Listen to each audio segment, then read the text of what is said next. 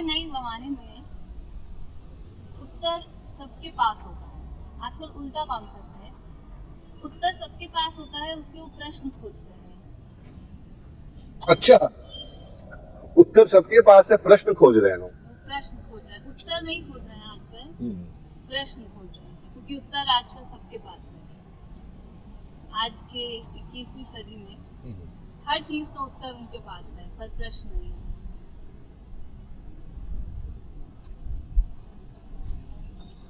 तो बड़ी समस्या तो वही हो गई, प्रश्न थे तो उत्तर खोज रहे थे, उत्तर हैं तो प्रश्न खोज रहे हैं, खोज जारी है। मामला तो खोज का है ना, क्योंकि हम खोज क्या रहे हैं, और अगर हम कुछ खोज रहे हैं इसका अर्थ यह है कि हम कुछ पा लेना चाहते हैं। हर चीज परोक्ष अपरोक्ष रूप से एक दूसरे से जुड़ी हुई है।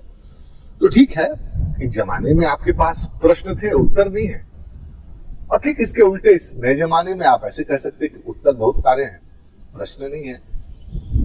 पर कुछ तो ऐसा है जो सार्वकालिक है, जो हमेशा से मनुष्य के मन में, मनुष्य के अस्तित्व में खड़ा है। तो मुझे लगता है एक तरह की खोज खड़ी है, खोज रहा है कुछ, और खोज इसलिए रहा है वो कुछ पा लेना चाहता है। तो क्या पा लेना चाहता है? बात तो यहां पे खड़ी होती है, कुछ पा लेना चाहता है।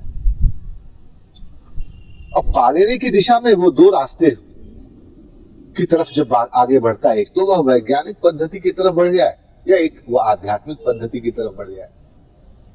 मनुष्य जो है उस किस परिवेश में पैदा हुआ है, कैसी परिस्थितियों में उसका जन्म हुआ है, किन लोगों के बीच वह रहा है, जिस तरह के लोगों के बीच वो रहा है उस तरह की बुद्धि उसकी डेवलप होती है। अगर वो वैज्ञानिकों के बीच रहा है, तार्किक लोगों के बीच रहा है, तो वो वैज्ञानिक पथ को अख्तियार कर लेगा।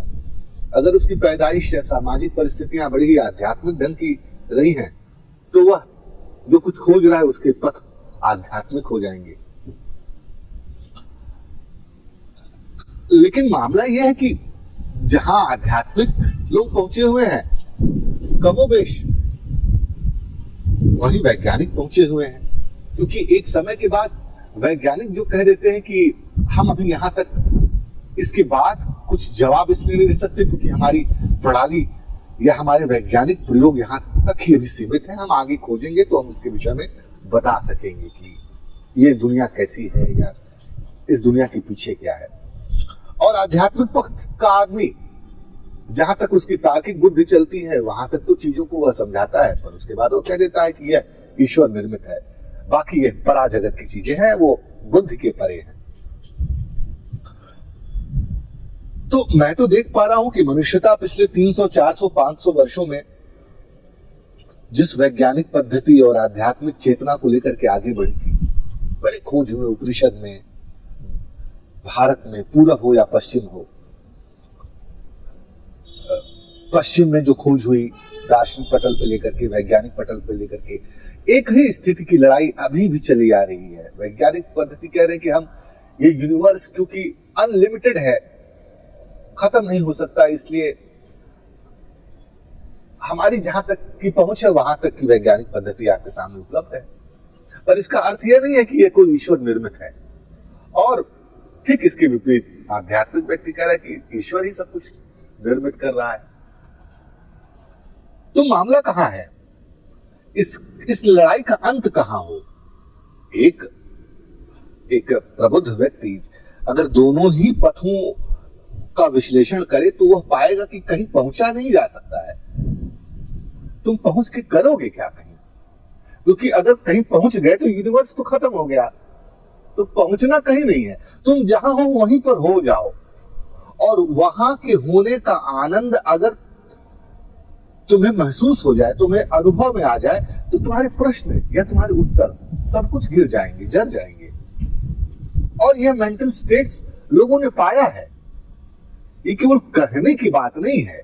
लोगों ने पाया है कि हमें कहीं पहुंचना नहीं है, ना वैज्ञानिक पद्धति से ना आध्यात्मिक पद्धति से। अभी हम जहां पर है वहीं आनंद है, और इस आनंद को यदि हम पा पा रहे हैं तो फिर कहीं ना कोई प्रश्न खड़ा होता है, ना कोई उत्तर खड़ा होता है।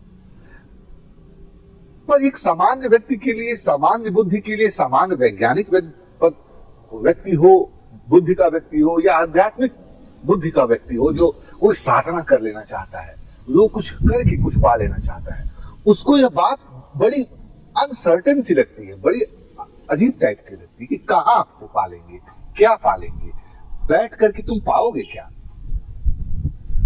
तो अगर कहा जाए तो लोग हंस सकते हैं कि अरे कि ये कह रहे हैं कि केवल बैठ जाइए और पा लीजिए।